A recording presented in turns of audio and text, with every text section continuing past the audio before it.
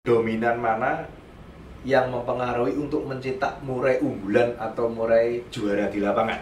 Terahnya yang bagus, atau perawatannya yang bagus, atau apanya yang bagus? Minimal 60%. Betina ini memberikan dominannya ke anaknya. Minimal. Bisa lebih. Jantannya maksimal cuma 40%. Bisa kurang.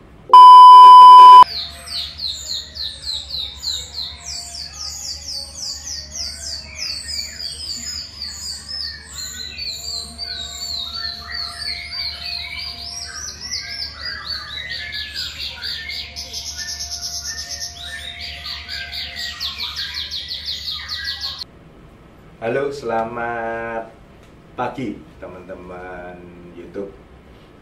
Ketemu lagi dengan saya, Mr. G Kebumen, PF Kebumen. Ya, di sela-sela liburan saya dengan keluarga, saya mencoba men-sharingkan atas pertanyaan dari teman-teman di channel YouTube saya.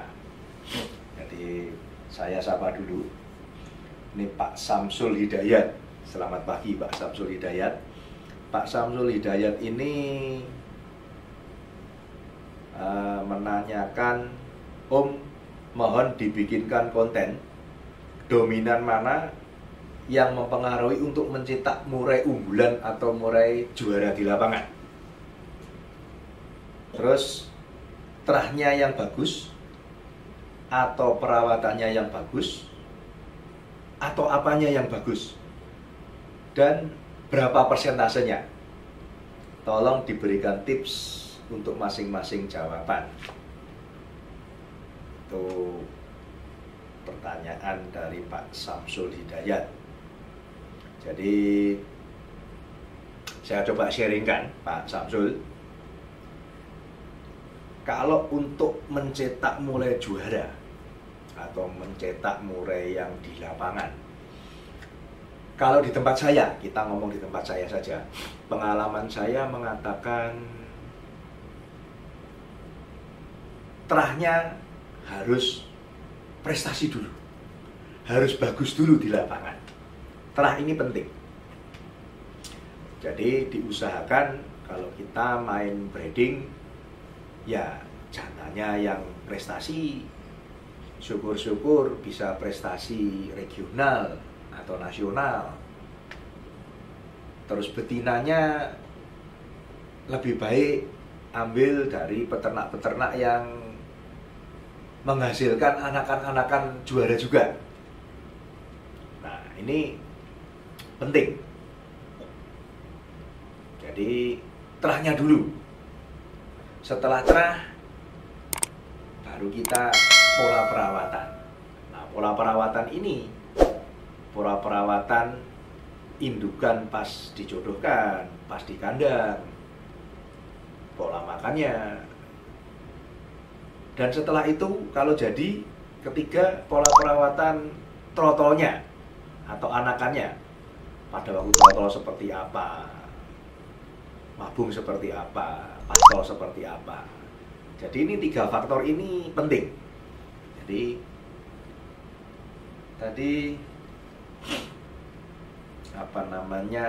saya jelaskan yang pertama dulu. Di tempat saya memang rata-rata atau hampir semua kita punya pejantan itu lapangan. Ada yang regional, ada yang nasional juga.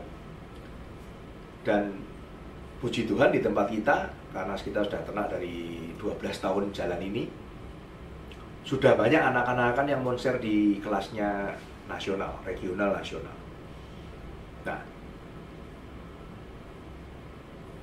ini kuncinya di betina menurut saya. Jadi di betina ini, kalau menurut ilmu pengetahuan atau menurut teman-teman yang dosen atau yang pernah kuliah di jurusan peternakan dan perikanan, itu memberikan angka minimal 60%. Betina ini memberikan dominannya ke anaknya. Minimal, bisa lebih berarti. Jantannya maksimal cuma 40%, bisa kurang.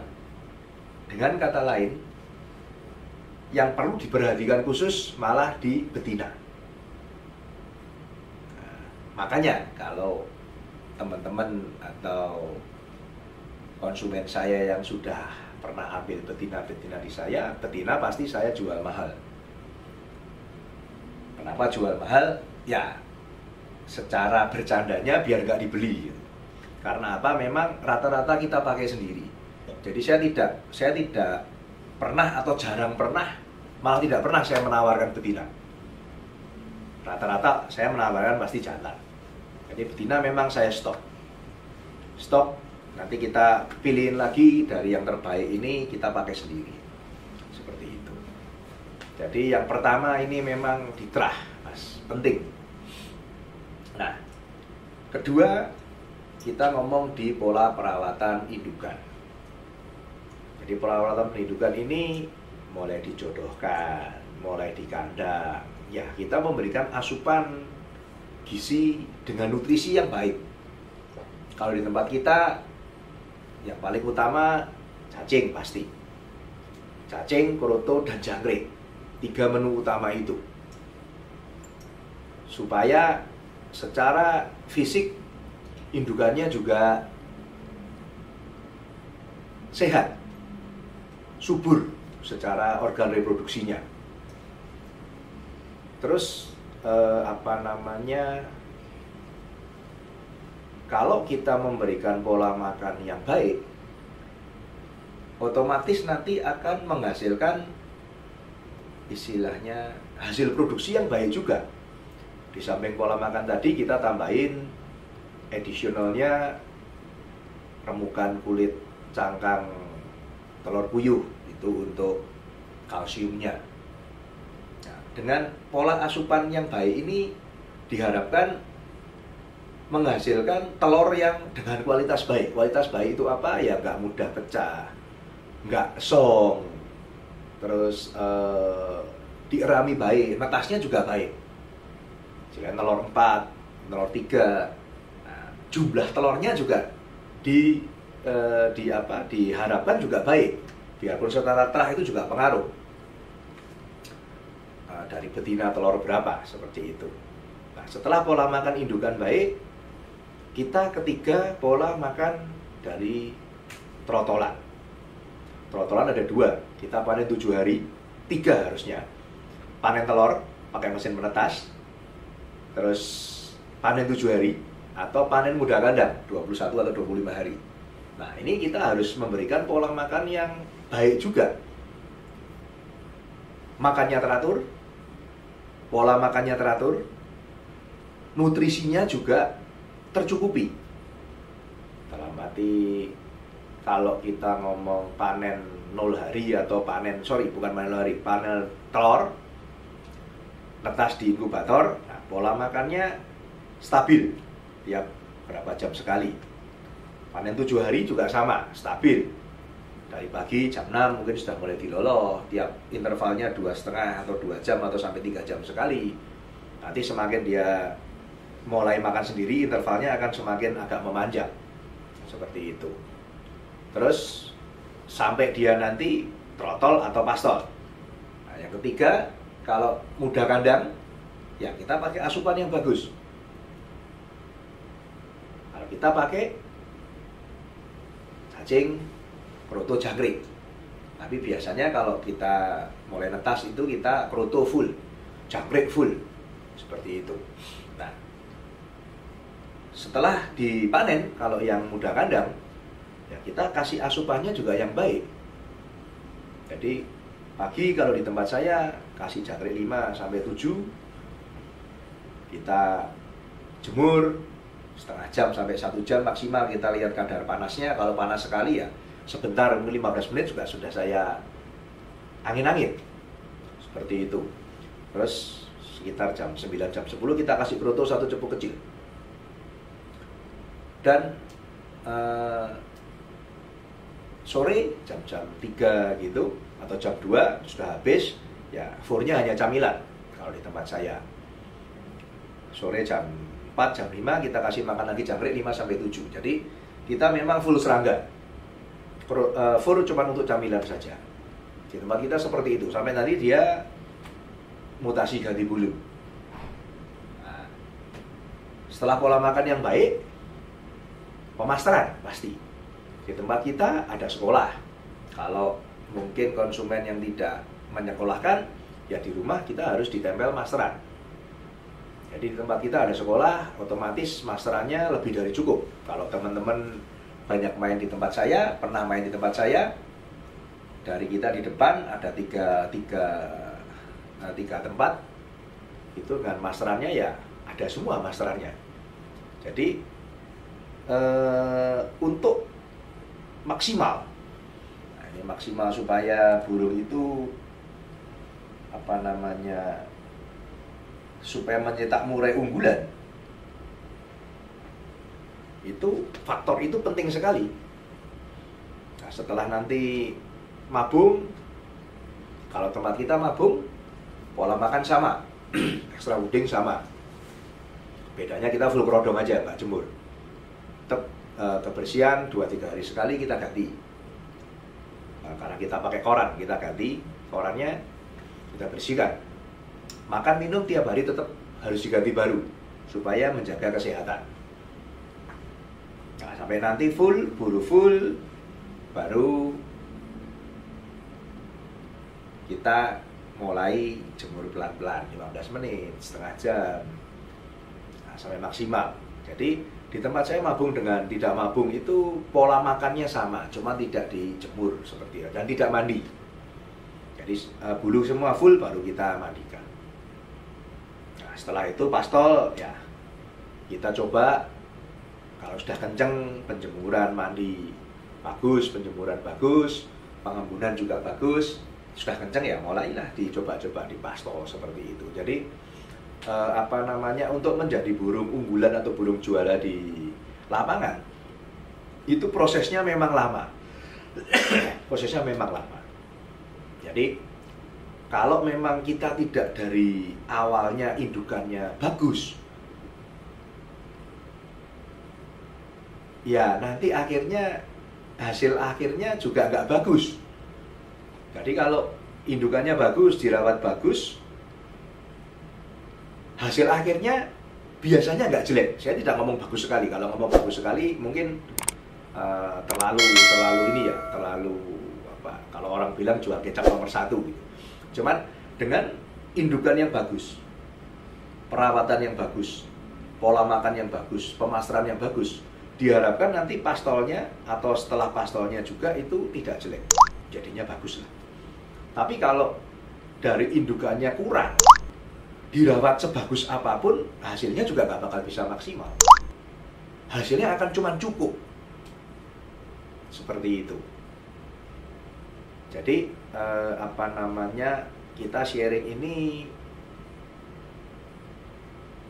berdasarkan pengalaman saya saja. Jadi yang sudah terjadi di tempat saya seperti apa. Makanya di tempat saya kita nerima sekolah sampai pastol.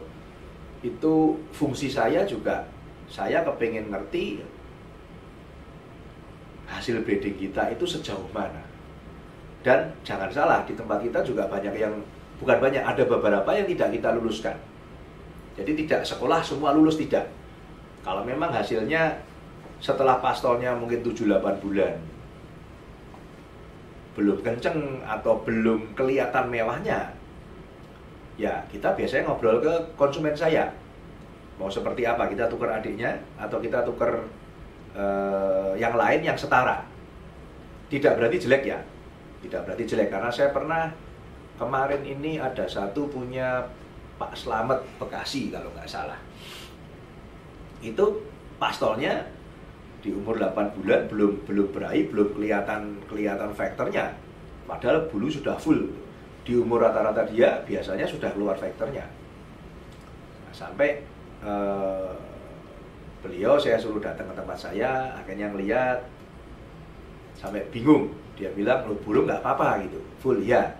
Terus tak keluarin yang setara, ekor belum full, beda. Akhirnya kita tuker dengan, dia minta tuker lah, saya tawarkan dengan yang setara, yang grade-nya sama. Dan yang nggak lulus ini pun saya jual ke teman juga di Solo. Nah, di Solo ini saya juga menggaransi ke pembeli saya, kalau memang ini kurang nanti boleh ditukar seperti itu. Karena memang di usianya belum menunjukkan wahnya, belum menunjukkan bagusnya gitu. Tapi setelah sebulan di Solo malah saya dikabarin kasih piagam gitu, pastolan masuk gitu.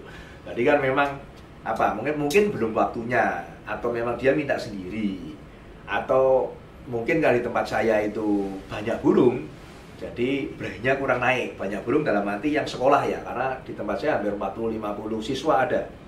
Seperti itu. Jadi itu mungkin yang bisa saya sharingkan dulu,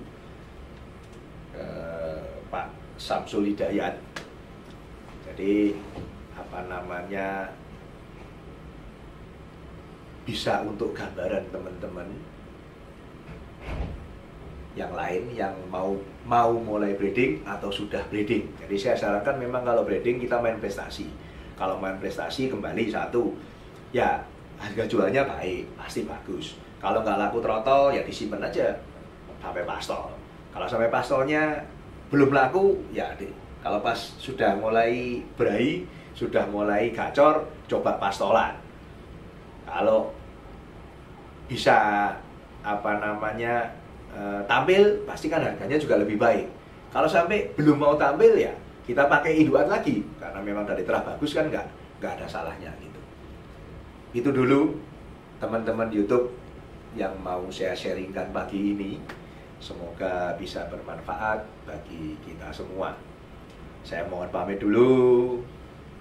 Selamat pagi, salam konservasi, berkah dalam.